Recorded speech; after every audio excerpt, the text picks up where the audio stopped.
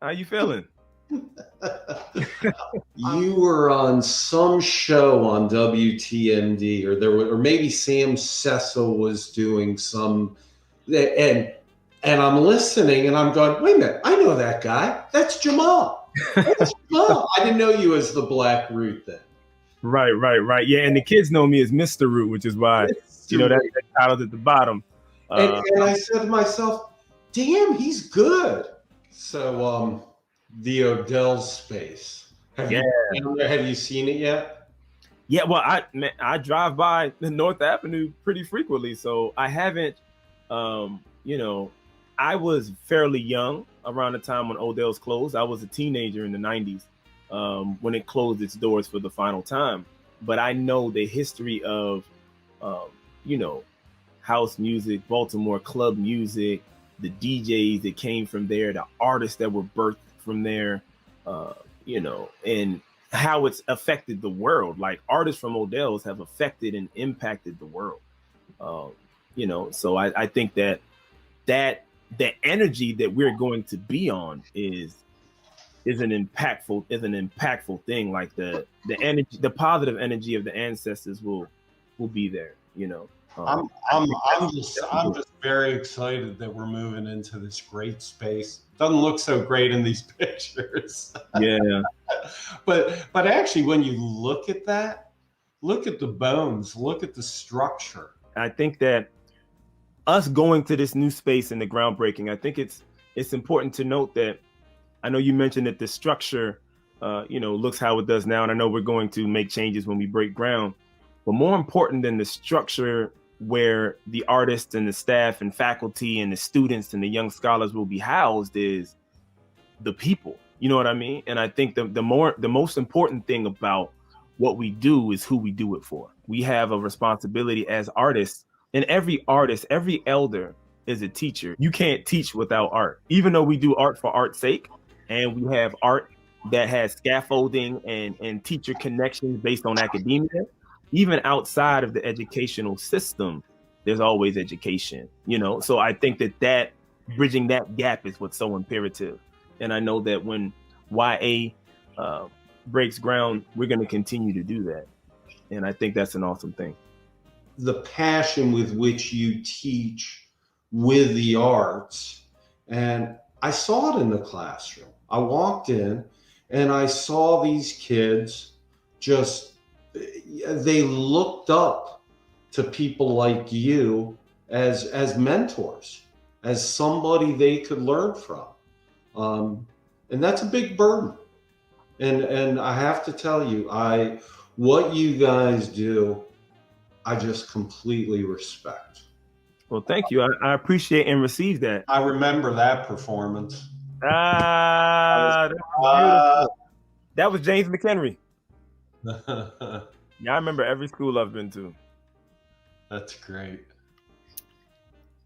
Take a look at this screenshot right here. How great is it that YA gets to share this space with Coding Schools? Yeah, absolutely. Coding Schools it's been around for a good while now, almost a decade, and they've been empowering Baltimore City youth to thrive through technological fields.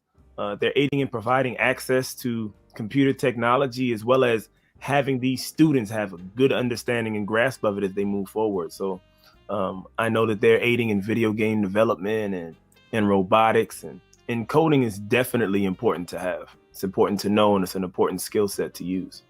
Coming at it from a different direction. You're bringing it from the right, and they're bringing it from the left. Absolutely. Bring it all together. And I know for Summer Arts and Learning Academy, we do robotics as well. So there's an aspect of coding involved there as well. I'm just really excited about this opportunity. I gotta tell you, the first time I saw you do that, and then the first time I saw Femi recite some of his poetry. Yeah. In front of a crowd of people, and you could just see people's spirits and their minds at the same time being elevated. And it has that impact on both adults. It has that on kids.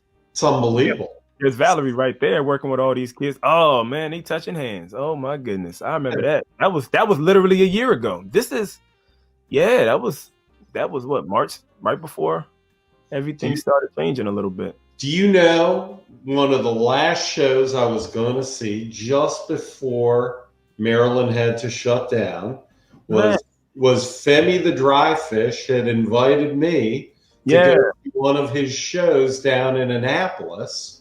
And speaking of Femi, there he is. There he is. And I did not I have never seen Femi do a live show. Wow. I have to tell you, between you and Femi, at a number of events that I've been to, the two of you have inspired. His spoken word is completely inspirational. Yeah, that's what we do. That's what we do. Yeah, so we want to make sure we definitely give a beautiful round of internet applause. Shake your hands, clap your hands. Shout out. Give them a shout out. Drop your love in the chat. However we're gonna do it. But Femi the Dry Fish Lawal is an amazing person, great friend, dope artist, and an impactful human. Hi everybody. I'm Alan Hoff, chair of the Young Audiences Board, the Young Audiences team, and our fantastic crew of teaching artists are so proud and excited to have you all here today for the groundbreaking of our new home in what used to be the old Odell's building. What a wonderful day this is for all of us, for the city of Baltimore, for the mayor and city council, and for the Baltimore arts community in Station North. This is the continuation of Young Audience's mission to bring education and the arts together. And what better place than in the Arts District and near the Board of Education. We are incredibly proud and honored to be an integral part of a greater mission. And so, on behalf of our CEO, Stacy Evans, and the wonderful team that is Young Audiences, we welcome all of you to the next big step in our evolution. Without further ado, let me introduce you to Stacy Evans, who can tell us more about the Odell space and all the people who've made this possible. Thank you.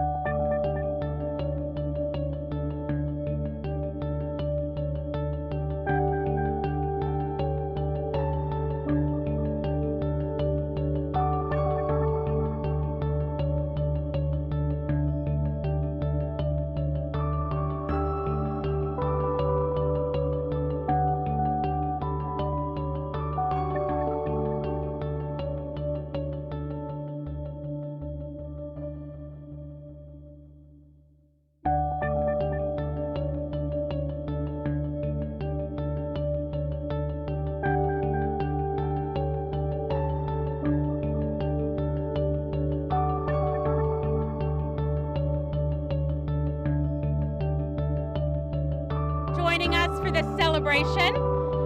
My name is Stacy Evans, and I'm the president and CEO of Young Audiences Arts for Learning, and we are one of two nonprofits, the other being Code in Schools, that will be making Odell's its future home. We're really, really excited about it. So this building has had many, many lives. You could buy a car here. You could learn how to ballroom dance. You might have had your senior prom here. And at a time, women who were seeking the right to vote came here to raise some dough. But this place will always be known as Odell's. While Odell's, a notorious nightclub, closed more than 2 decades ago, when I tell people that we're moving into Odell's, their smile, their eyes, like, give it away, that this was a place, like, it's where it was at.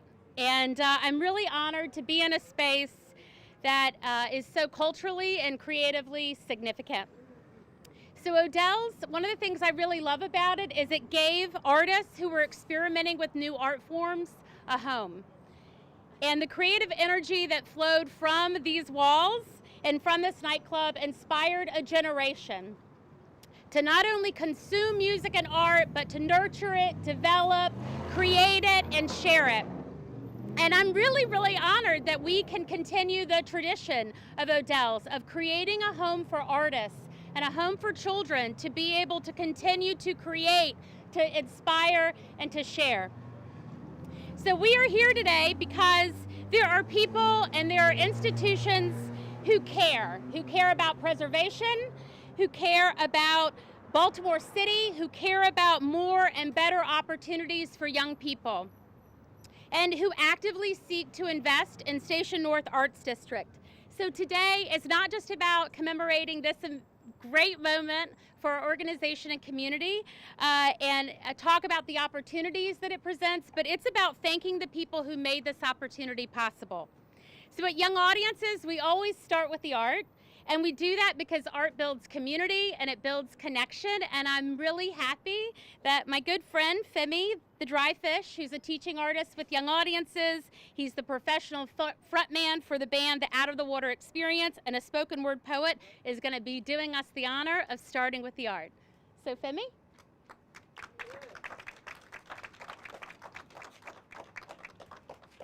Good afternoon, vigilantes of Baltimore. I mean, mass people of Baltimore. I mean, hope everybody's doing well. My name is Femi the Dry Fish. All right, it's not working. I'm gonna start with the art real quick. When I first came to the United States, I came straight to Baltimore, and I was in high school. And Friday nights, Saturday nights, this was the spot to be. And I wasn't allowed to go. But on Monday mornings, this is where I heard about everything that happened here over the weekend, so I felt like I was a part of it. So with that, I'm gonna do this poem. I'm with Young Audience of Maryland. I've been an artist for pretty much my entire adult life. It's how I've made my living. It's how I feed my son. It's how I clothe and house myself. It's why art is important. They say when a childhood dies, it morphs into adult form that becomes a walking corpse. Crawling through life emotionally poor, imagination lost. Wishing it could go back to the youth it was before, and this is what art is for. Expression, fantasy galore. When Afrofuture meets magic sorceress, and princess warriors transform into robot dinosaurs. From a child's mind poured, doodles on desktops, tagging bathroom stalls, graffiti displays on vacant walls, ballet poses that point out beautiful flaws. Graceful movements like soothing oceans, speaking through motions, dance steps on sandy shores. What is art for? It's not for building walls. It's for sculpting thought into 3D form that captures eyes like supernovas. It's lead points scratching paper surfaces, leaving trails like snails. Paintbrushes washes canvases, magnificent colors unveil, bringing people together, our gallery allure. Art is music on dance floors, when your two-step release the lines roar. With each struck chord, a musician's freedom call, melodies hum as the beat goes on and on and on. This is for us all, young, old, rich, poor, disenfranchised, privileged, with bottled up emotions deep within the stomach's pit, and a save me note inside, like most kids who want to leap faith and hope like a genie's wish. Art is breaking free from troubled streets, comfort food for neglected kids, a safe haven for those in abusive relationships, SOS within poems and song lyrics, a good cry during something creative, daydreaming, escapism, a diversion trip, because sometimes we all need a little bit of assistance. It's children believing in unicorns, in being grown and being beyond the norm. A good cry during your favorite song, when sharing common bonds proves this is where we belong. Finding strength inside of imperfections, release from worldly tensions, release from worldly tensions, release from worldly tensions, laughter and celebrations, history's truth serum, learning motivation, creating imagination, inspiring innovation, because art is life and living is a declaration. Thank you.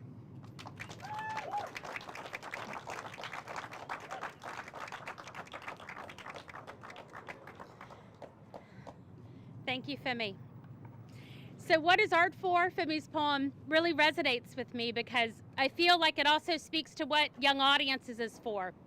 So our mission is to transform the lives and transform education through the arts. And we do that by bringing amazing artists like Femi into our schools, and he brings the talent, he brings the creative process, and we match him up with teachers. Teachers who bring their expertise and curriculum and instruction, and together their arts integrated approach is what draws kids into learning, and it's because arts integration requires youth agency and youth voice. And that approach has worked really well, not just in Baltimore City, but across the state, and so we've gotten more and more demand for Young Audiences programs, which requires a new and larger home. So 3 years ago, when Sam Polikoff and Charlie Duff approached us about moving into Odell's, I had a hard time believing it was possible because it required $7 million. $7 million that we didn't have. And we believed, our staff and our board, that no matter what, we really needed to focus all of our fundraising efforts on serving the 170,000 kids and families and artists we do each year. But Sam and Charlie, they believed. And the opportunity is possible because there's a whole community of people who believe in our city, believe in Station North, believe in our school system, and believe in the ecosystem of the nonprofits that support our children and families. So Odell's creates, for the first time at Young Audiences' 71 years of existence, finally a place for Young Audiences to provide community programming on site. So inside these walls, we're going to have new parents. They're going to be moving and singing with their infants and toddlers through our Baby Arts Play program. We're going to be partnering with Chanel, our good friend, fine arts coordinator in the district, to bring teachers over here, and they're going to be working with artists like Femi and Amanda to be infusing the arts into education. We're going to have our high school seniors in here being matched with high school summer internships with our cultural organizations. So just very simply, more artists, more young people, and more opportunities. So the building will offer our two nonprofits 18,000 square feet to work with. Young Audiences and Code and Schools have a combined staff of 60 people who are going to be working out of here every day. And we also are going to share classroom space for our joint programming. In addition to that, some outdoor space for community events. And this home is going to be ready for us in the fall, right? Right, Southway? In the fall. All right. We're sticking to it. So, okay, Young Audiences has asked one of its artists, Amanda Pellerin, to involve everyone who was here in person to participate in commemorating this historic occasion. So there aren't any shovels today. Technically, this isn't a groundbreaking, but there will be some art making. And when Amanda and I spoke about how we wanted to use the arts today, we ultimately came to the word impression. And so I want you to think about that word impression. We chose the word because it has multiple meanings. It's something you can physically create, like impressing your hand into a mound of clay. An impression is also something that you can make on someone, or an impression is something that can be made on you in your life by other people and events. And so as human beings, we are a composite of the many impressions that have been made on us. And inside of us, I think, lies this awesome potential to make deep and lasting and significant impressions on others. And so I just want to say from the bottom of my heart, for all of the people who made this home possible, your impression on young audiences and on Code in Schools will be significant. And in turn, it will help us strengthen our mission to make deep, lasting, and positive impressions on students' lives.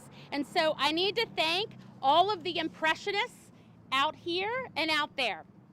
Okay, it's a long list here.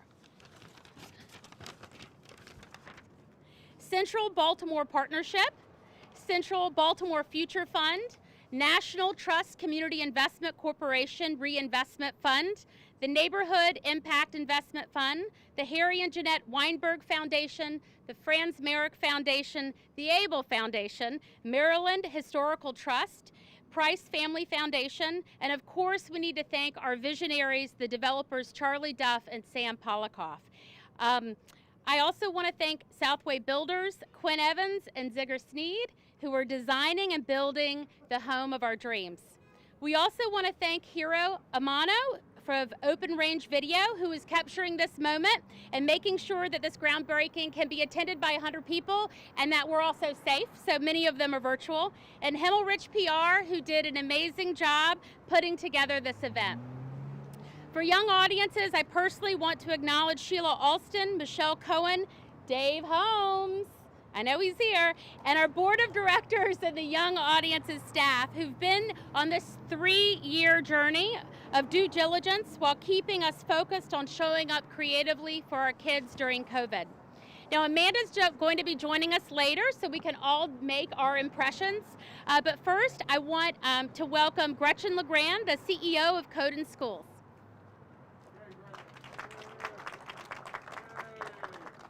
Thank you. I also want to thank everyone who came today, especially our dignitaries and everyone that Stacy mentioned, for giving me a reason to put on real clothes. It's been several months. But in all seriousness, it has been surreal to plan office space while we're all working remotely and delivering our programs virtually. But when we began this journey before the pandemic, we knew that to be able to serve the young people in the way that our staff and our board had laid out in our strategic vision, that we would need more space. But we hated the idea of leaving our current home on North Avenue, which is right across the street. And so when this opportunity came along, we jumped at it. This building will support our programs that bring computer science classes to around 7,000 youth each year through our partnership with Baltimore City Public Schools during the school day. And we're also thrilled that we'll have classroom space to support our after-school prodigy program, which brings advanced computer science and technology classes for young people and middle and high school. This space will allow us to expand from offering 2 classes per semester to 8, and will allow us to add additional content areas such as advanced cybersecurity, digital forensics, and data science, as well as the addition of some new workforce development programs that we're really excited about. In addition, our teacher professional development and training has grown significantly over the past 2 years as computer science education has been expanding statewide, and our training space here will support that continued growth. We're also excited to be neighbors with our good friends at Young Audiences, and we're happy that we've been able to work with them and everyone else to make this project a reality. But that's enough from me. I have the honor of introducing our next guest, and I have to admit I'm having a little bit of a fangirl moment because I am a big fan, and his energy and enthusiasm for the city has given us all so many reasons to celebrate and invest in the way we're doing today. So please join me in welcoming our mayor, Brandon Scott.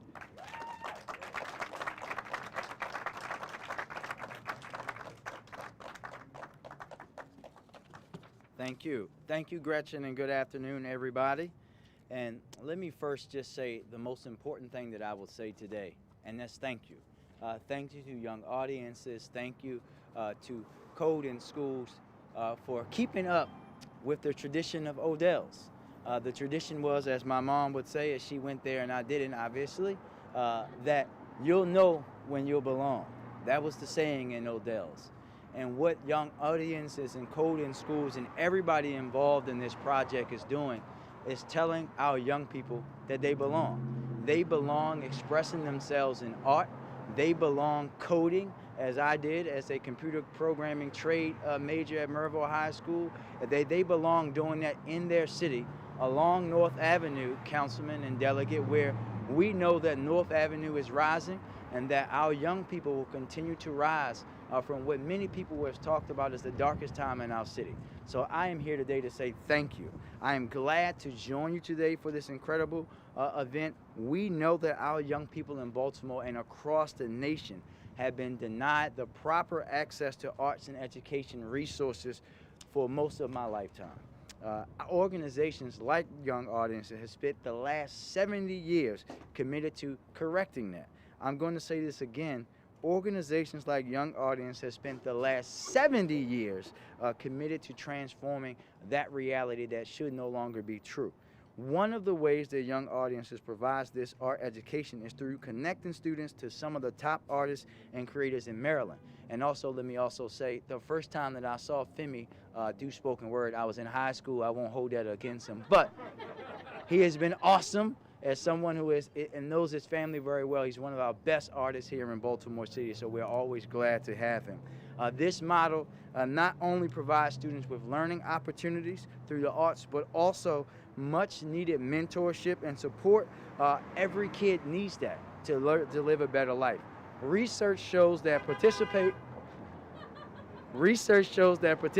in the arts helps with stress release, boosts confidence, problem solving, and helps our students perform better in math, language arts, and other subjects, something that we all know that we need in our city. We know that the arts is also a vital tool in allowing our young people to imagine and envision a future for themselves and their community. We have to allow our young people to dream about what they want Baltimore to be for them. We can't dream for them. We can't impose what their dreams and what they believe the city should be. This is how we allow the beautiful minds of our young people. Because if you spend time with the young people in Baltimore like I do, you know that there is no short of vision, there's no short of creativity, there's no short of wanting Baltimore to be better. It's just our job to support them to allow that to come out. And I know that our residents will be inspired and empowered by this generation as we work through them to see a better Baltimore. Thank you again to every single person involved today.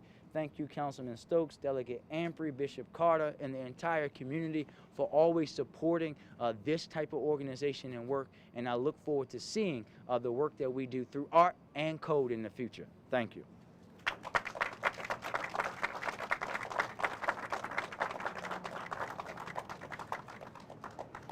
Thank you, Mayor. Thank you. I'm so honored that he could be with us today. And I'm really honored that we have Dr. Santelizes here with us today as well. It has been a very busy day for her and for the district because thousands of our 3rd, 4th, and 5th graders return to their physical school buildings today for in-person learning. And as a parent of 2 Baltimore City public school children, I just want to say how fortunate we are to have Dr. Santelizes here as our leader of our schools. She has been so thoughtful, so deliberate, and so inclusive in her approach to safely reopening schools. And she too is a mother of 2 Baltimore City school children and a strong advocate for the opportunities that Young Audiences and Code in Schools provide. Dr. Santelizes?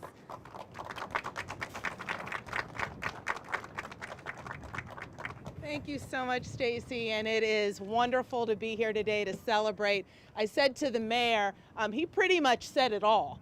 And so I will just come and say that it is because of organizations like Young Audiences, organizations like Code in the Schools, that young people in Baltimore have the kind of enrichment opportunities that are going to allow our community to not only bounce back from the last year of challenge, but actually to move forward. We know that a lot of our young people's healing, their re-engagement, their belief in themselves, as the mayor said, having the space to dream again is really going to be connected to what's going to be happening in this building.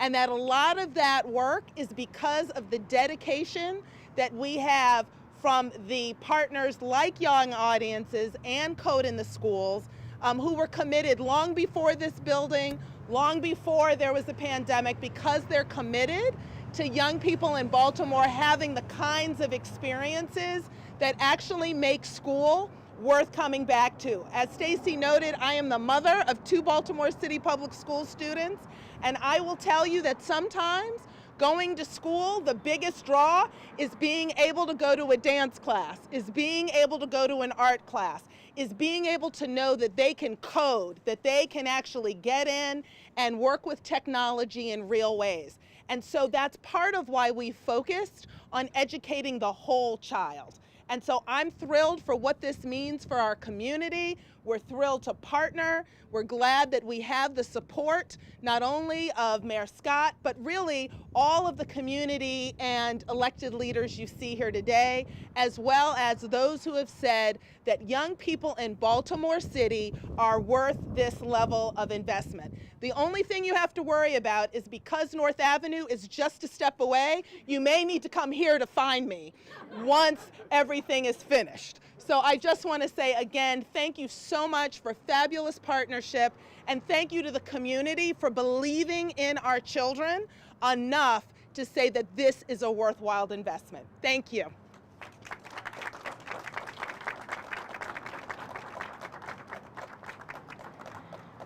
Amen. Amen. And Dr. Suntali says, I promise Chanel a special spot in the building. She'll have her own cubicle anytime she wants to come and just get away. All right, so I'm so excited. We have Councilman Robert Stokes with us. Councilman Stokes is the council person for District 12, lifelong Baltimore City resident, and I hear enjoyed Odell's back in the day. So let's hear it for Councilman Robert Stokes.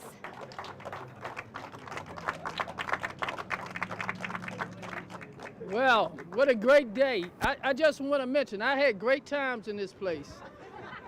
We got out 2 o'clock in the morning. We stood out here. Our ears was ringing because the music was so loud, but it was a great place to go to. I just want to mention, there's another gentleman here who was going to Odell's. I'm going to point him out. Pete O'Neill from Channel 2 News, so don't forget him either.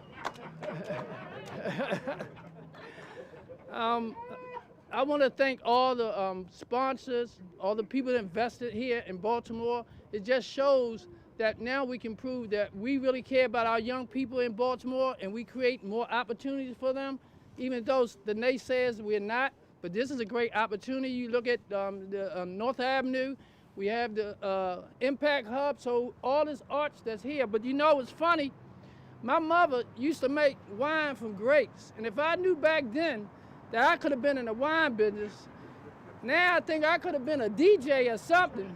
Coming in here so much, I didn't even realize it though. But this is a great day. As the chair of Education and Youth Committee, I am so excited about this opportunity for our young people, and we gotta do more. This is not enough. This is a good start, but we gotta do more, because we gotta prove to the people that think Baltimore is bad, we're gonna show them that we're doing great things in Baltimore. Thank you very much.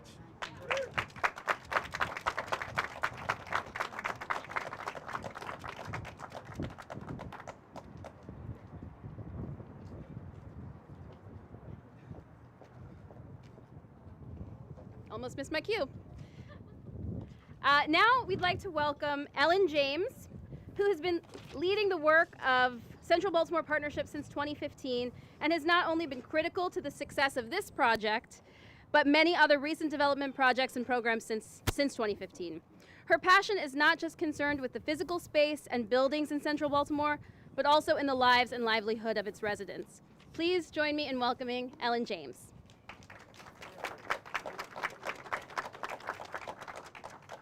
Thank you, everyone. This is the biggest crowd I've been at for a while, and it feels fantastic. My organization, which is housed right across the street at the Center Theater, is a partnership of 120 plus active partners, all of whom working together to create a livable, inclusive community in the 11 neighborhoods that make up Central Baltimore.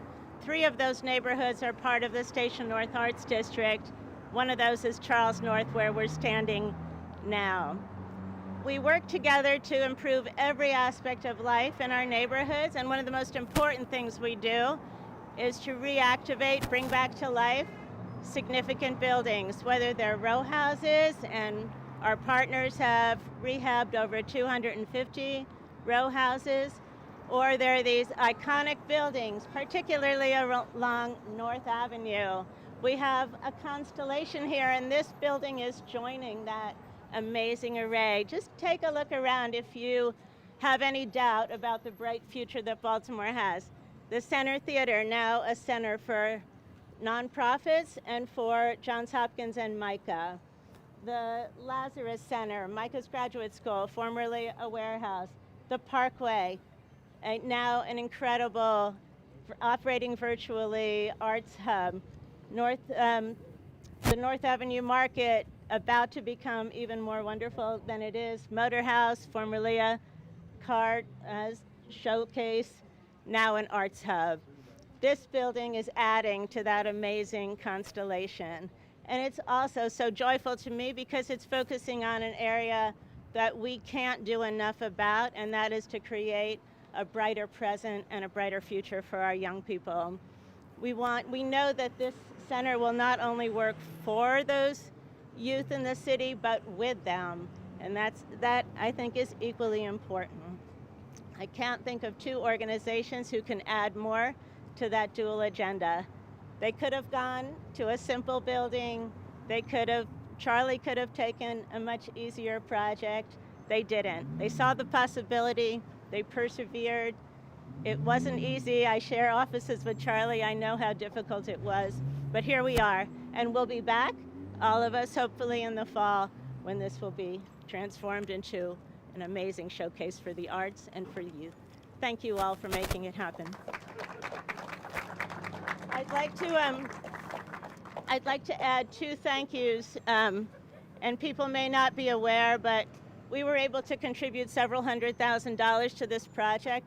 Most of that money came thanks to State Senator Cory McRae and Delegate Maggie McIntosh. Thank you. All right, so it's time for some art making.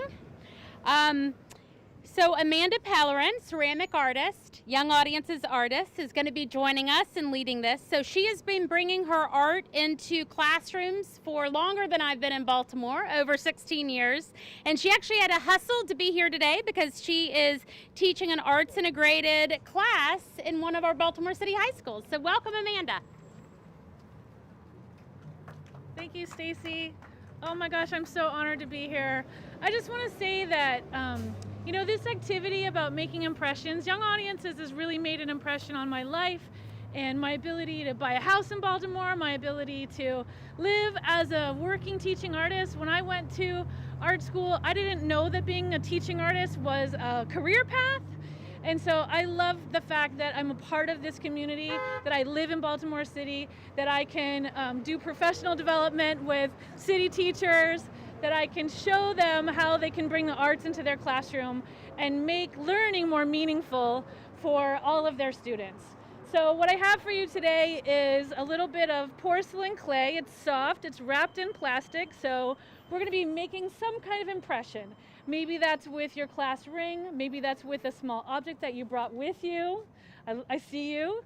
Maybe that's just with your fingers, maybe that's with a button. Maybe that's, it's whatever that impression is. And so my vision for this is that these small pieces of clay that we make impressions in will become part of a larger art piece that will be installed in the building when we're able to be in there. So I love that you're warming up with your hands a little bit, and then on that smooth side you can go ahead and make your impression, right? I feel so honored to be a part of Young Audiences, and I bet you guys can remember the name of the teacher that was like your teacher, right? Mine was Mrs. Sabrin. Mrs. Sabrin said to me when I was 15 years old, she said, "Amanda, you're gonna take my clay class." And Mrs. Sabrin changed the direction of my life, right? And so Young Audiences has also done that for me, and I view myself as a clay ambassador, someone who can really share my passion for this material and for visual arts in our city and in our state.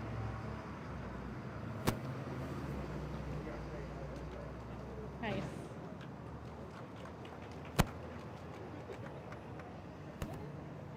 So hopefully everybody has some porcelain. Anybody who's here, we want to invite you to make an impression. I see some people holding back. Lean into it. We want everybody who's here today to be a part of it. Also, I'd love to invite the mayor and Dr. Santelices to come up and do your impression up here so we can see it for the camera. I'm grabbing my impression, my thing for my impression.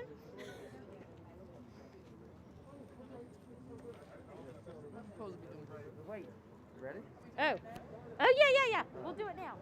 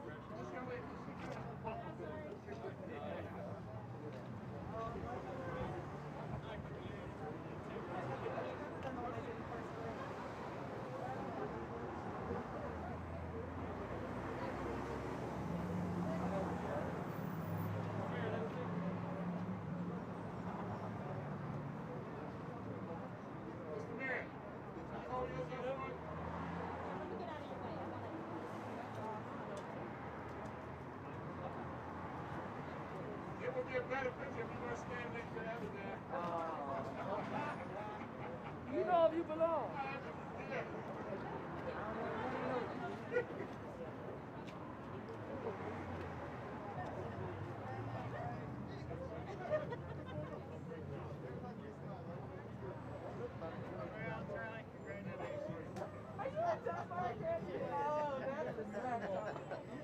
Hey, we know, look, them boy graduates and used to working with their hands, you understand?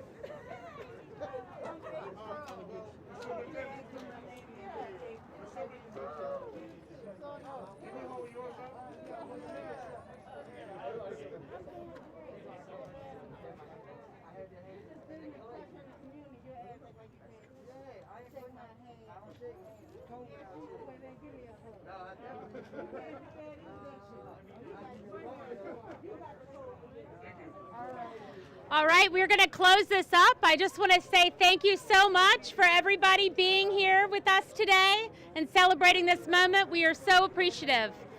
Thank you.